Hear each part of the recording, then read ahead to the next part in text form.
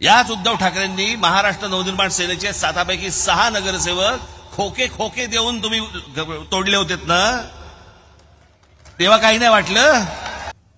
याच उद्धव ठाकरेंनी महाराष्ट्र नवनिर्माण सेनेचे 7पैकी 6 नगरसेवक खोके खोके देऊन तुम्ही तोडले होतेत ना, तेव्हा काही नाही वाटलं. लोकसभा निवडणुकीचा प्रचार अगदी शिगेला पोहोचलाय. नुकतीच ठाण्यामध्ये मनसे अध्यक्ष राज ठाकरे यांनी जाहीर सभा घेत या सभेतून उद्धव ठाकरे यांच्यावर खडे बोल सुनावले आहेत.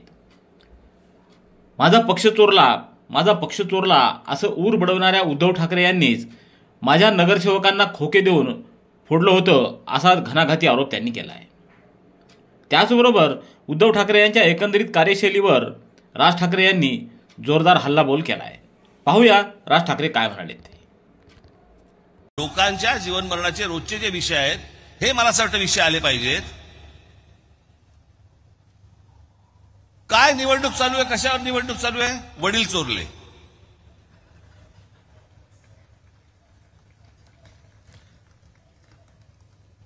फोडाफोडीचं राजकारण मला कधी मान्य झालं नाही, कधी होणार पण नाही.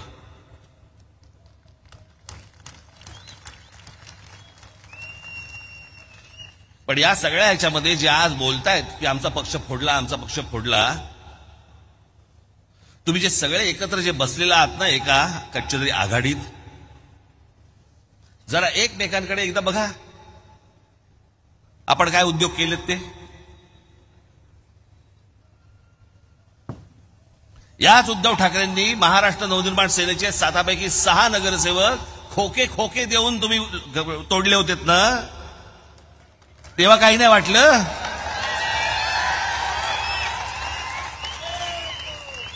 मागितले असते ना, दिले असते.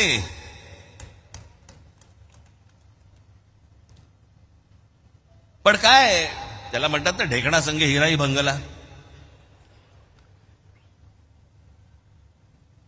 बरोबर शरद पवार बसलेत.